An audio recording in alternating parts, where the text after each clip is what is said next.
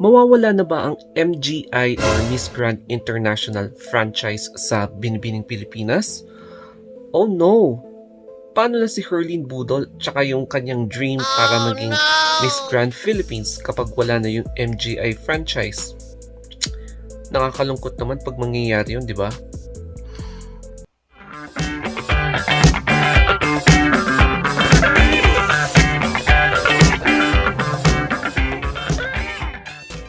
Ito yung isa sa mga video na sinabi ni Nawat para sa Philippines. Hi to all the Filipinos! Mabuhay! Mabuhay! Nagpo-volleyball tonight! Next year! You're gonna win! Thank you, Mr. Nawat! Yan yung sabi niya. Next year, you're gonna win! Sabi niya. Pero wala eh. Wala pa tayong corona para sa Miss Grand International Philippines. And hindi ko alam kung paano magkakaroon ng Pilipinas ng crown, ng golden crown para sa pageant na ito. So, it is a challenge kasi isa ito sa mga pinaka-emerging or fastest growing na international beauty pageant dito sa buong mundo. Usap-usapan na ngayon yung quote and quote baka hindi na mag-renew ng BPCI ng MGI na crown for Binibining Pilipinas. I don't know the reason, pero malakas yung lumalabas na issue ngayon na for sure next year yon, hindi ngayong year, na mag-e-end yung franchise ng MGI. So, ang magkakaroon lang na crown or yung maiiwan lang na crown para sa Binibining Pilipinas will be Miss International, Miss Intercontinental, tapos Miss Globe. And then, yung pang top 5 is, eto na yung first runner-up, tsaka yung second runner-up. So, magiging top 5 na lang siya, hindi na siya top 6. And, magiging malungkot ito para sa Binibining Pilipinas and sa pageant fans kasi mababawasan ng isang crown ang Binibining Pilipinas. Pero, sa other side ng story ito is may mga natutuwa na mga pageant fans.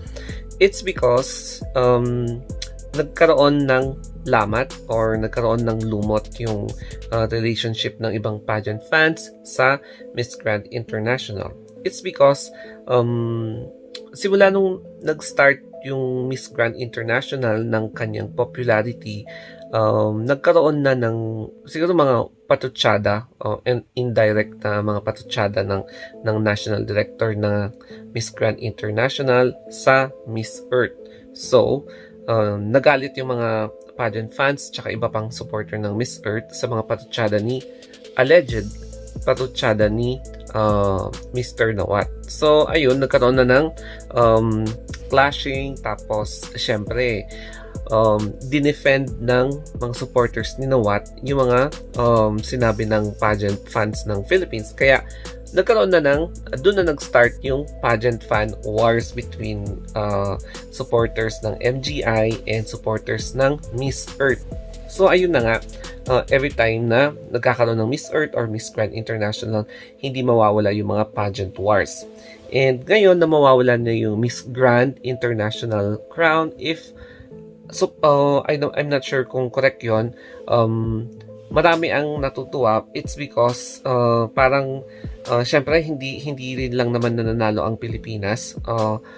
Ibigay na lang sa ibang national pageant franchise ng National Pageant Organization ng Pilipinas para sila na yung pumili ng mga next na suit or yung mga susunod na gustong i-represent ang Philippines sa international stage.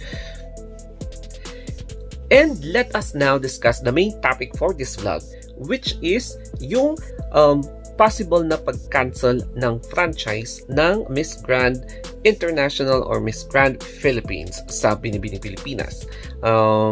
I think hindi ngayong year. So, meron pa rin existing pa rin yung contract nila this year, but yung sinasabi is baka next year na baka i-cancel na ng BPCI yung franchise ng Miss Grand International. And if mangyayari yon, maghahanap siguro si Nawat ng ibang mga national pageant para i-include nila yung Miss Grand International na franchise, or baka magpo-form ng another national pageant such as Miss Grand Philippines to organize yung isa na namang national pageant para i-represent ang Philippines sa Miss Grand International. And in this case, magkakaroon na naman ng way para sa mga ibang beauty queens na kung hindi man sila pinalad sa Binibining Pilipinas, Miss Universe Philippines, Miss World Philippines, or Miss Earth Philippines, sasali na lang sila sa Miss Grand Philippines. If ever man, in any case, na hindi pala rin si Herlyn Budol this year or nasa semi-finalist lang siya, nakakalungkot para sa kanya because gusto niya yung crown na yon, Miss Grand International or Miss Grand Philippines crown.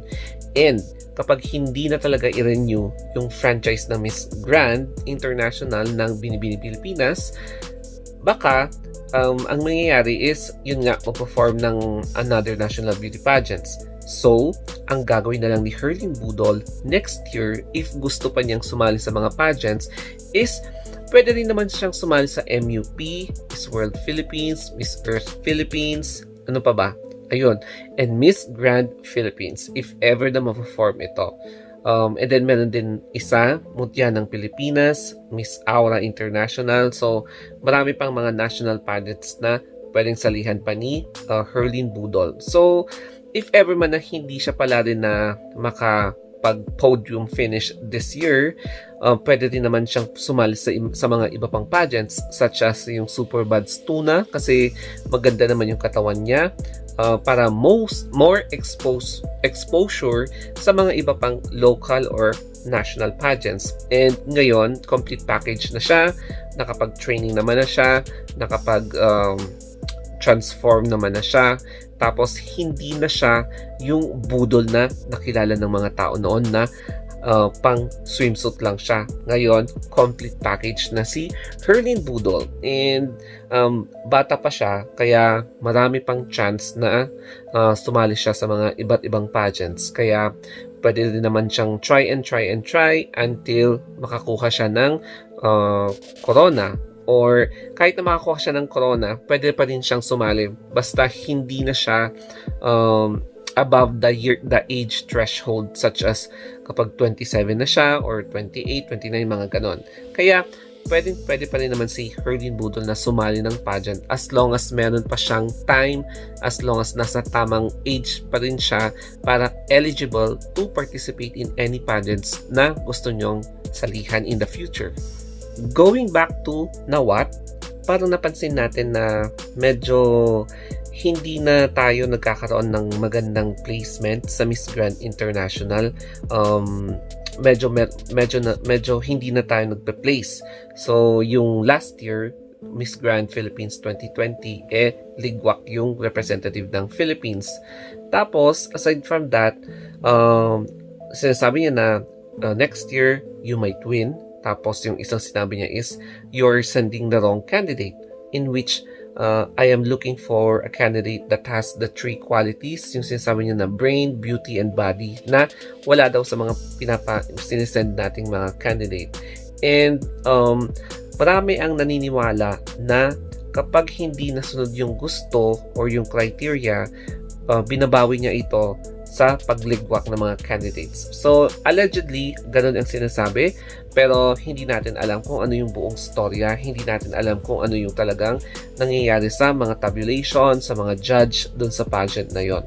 And yung pagiging patutsada sa ibang pageant or sa ibang candidates, nagkaroon din ng deleted tweet na kung saan nung nanalo si Celeste Cortesi bilang may quote na mention na yung beauty standards daw ni Celeste Cortesi is for Miss Earth standard daw, hindi daw pang Miss Universe material. Dahil nga, medyo malaki ang patutsada niya sa Miss Earth pageant because he is aiming for yung Big Four na position na para ma-recognize siya as one of the alpha pageants in the world. So, Miss Universe, Miss World, Miss International, tapos gusto niya Miss Grand International at gustong i-replace ang Miss Earth. Pero, syempre, sa ngayon, marami ang nadidismaya sa kanyang pagpapatutsada because isa siyang national director of a certain international organization in which dapat sana hindi siya nagda-down ng iba para sa ikabubuti niya. Dapat nagiging role model siya. So, yan ang nagiging result. Maraming mas gusto na alisin yung franchise ng Miss Grand International sa Binibining Pilipinas. Kaya para kay Herlyn Budol na nag-aim ng Miss Grand International crown, yes, this is a very risky decision dahil syempre gagamitin niya talaga yung personality niya and popularity niya para ma-dismolar yung mga bangayan or baldagulan ng mga pageant fans sa Miss Grand International. So, yun ang isipin dapat ni Herlyn Budol and I think kayang-kaya niyang dispatchahin kung ano man yung mga negative energy or negative na issues surrounding Miss Grand International. And for me, I hope hindi pa aalisin ng Binibining Pilipinas yung Miss Grand International para naman patuloy pa rin yung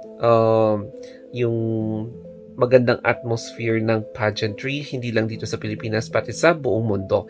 And yes, I agree na dapat wag munang alisin yung franchise. I hope hindi nyo ako ibabash dito. It's because marami pa rin ang tumatangkilik sa Miss Grand International outside the Philippines. Kaya yes, isa din tong marketing strategy ng Binibining Pilipinas tsaka Miss Grand International so that mas marami pa rin ang magkakaroon ng interest na manood ng pageant ng BB Pilipinas. Despite from the disappointments ng pageant fans sa MGI, I hope si Herlyn nga ang talagang solution para mawala yung mga negative na thoughts or kung ano man yung mga masakit, yung mga pait or yung mga ganon na eksena is mawawala if ever she will be appointed or manalo sa Miss Grand International Philippines or Miss Grand Philippines crown. To Herlyn Budol, sana mag-training ka pa. Puspusan po ang inyong pag-train. Yes, and balance your time sa training, work, and sa mga rackets. Tama ba yon? Training at racket. Para at least mas maganda yung magiging output sa finals night. And syempre din naman, allocate your time sa mga personal bagay mo, such as nagre-rest ka or kumakain or dapat bigyan mo din yung time para sa sarili mo para at least balance yung work and life para hindi mapagod, hindi ma-stress, ayun, at hindi mawalan ng gana. So, ayan guys. Thank you.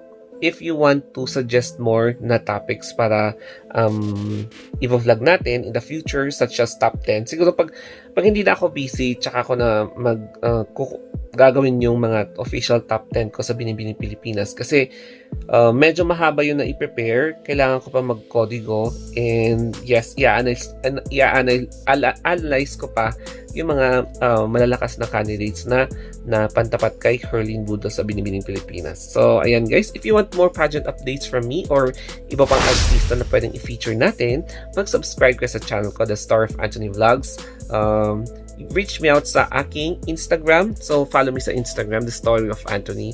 Sa Facebook page, TikTok, and Twitter, The Story of Anthony din. So, thank you guys and have a wonderful day.